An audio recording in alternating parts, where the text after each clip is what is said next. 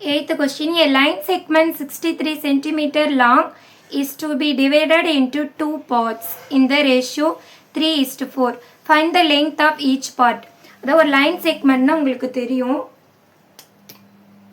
இதுதான் வந்து ஒரு லைன் செக்மெண்ட். அதாவது ஸ்டார்டிங் பாயிண்ட் இருக்கும், எண்டிங் பாயிண்ட் இருக்கும். சரியா? இது என்ன சொல்லியிருக்காங்கன்னா, இந்த லைன் செக்மெண்ட் வந்து எத்தனை சென்டிமீட்டர் லாங்காக இருக்கா? 63 சென்டிமீட்டர் லாங்காக இருக்கா? அது என்ன பண்ணுறாங்கன்னா டிவைடட் டூ பார்ட்ஸாக வந்து எந்த ரேஷியோவில் வந்து டிவைட் பண்ணுறாங்களா? 3:4 இந்த ரேஷியோவில் இந்த லைன் செக்மெண்ட் என்ன பண்ணுறாங்களா? டிவைட் பண்ணுறாங்க. இப்போ டிவைட் பண்ணால் அதோட லெங்த், ஒவ்வொரு பார்ட்டோட லெங்த் எவ்வளோன்னு கேட்குறாங்க. சரியா? பாருங்கள், ஃபஸ்ட்டு வந்து டோட்டல் லெங்த் எவ்வளோ கொடுத்துருக்காங்கன்னா 63 சென்டிமீட்டர். ரேஷியோ வந்து 3:4. ஃபஸ்ட் நம்ம என்ன கண்டுபிடிக்கணும்னா sum of the ratio. Sum of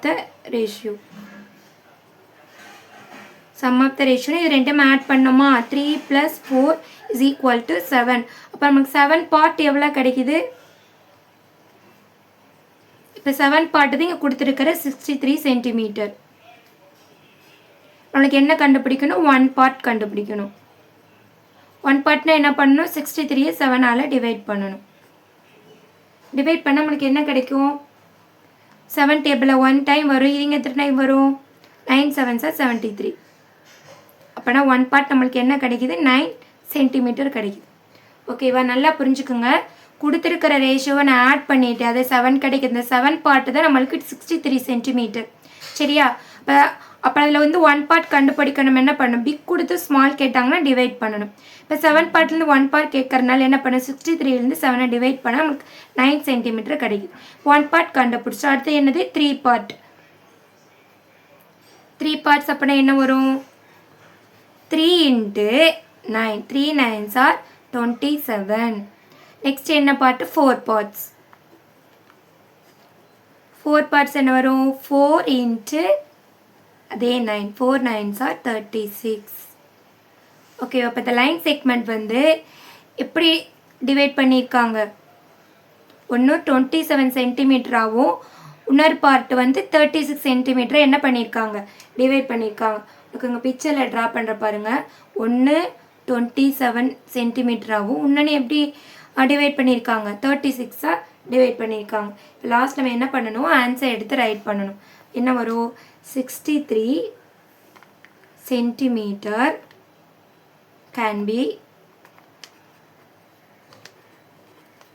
be divided in the parts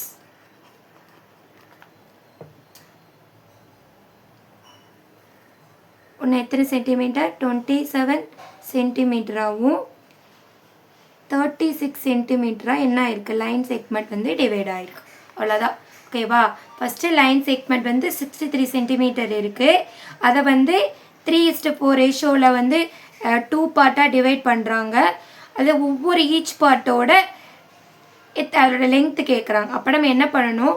கொடுத்துருக்க டோட்டல் லெங்க் 63 சென்டிமீட்டர். ரேஷியோ 3:4. ரெண்டையும் வந்து என்ன first sum of the ratio add பண்ணால் 7 கிடைக்குது. அந்த 7 பார்ட்ஸு 63 சென்டிமீட்டர்.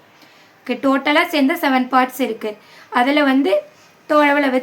7 parts 63 centimetre. இல்லை 1 பார்ட் கண்டுபிடிக்கணும். 63 7ஆல் டிவைட் பண்ண 9 சென்டிமீட்டர் கிடச்சிச்சு.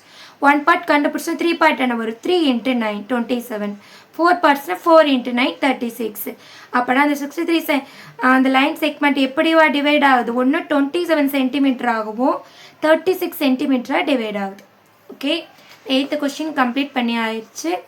ஓகே, இந்த வீடியோ பிடிச்சிருந்துச்சுன்னா லைக் பண்ணுங்கள், ஷேர் பண்ணுங்கள், சப்ஸ்கிரைப் பண்ணுங்கள். நெக்ஸ்ட் நம்ம அப்ஜெக்டிவ் கொஸ்டின்ஸ் பார்க்கலாம்.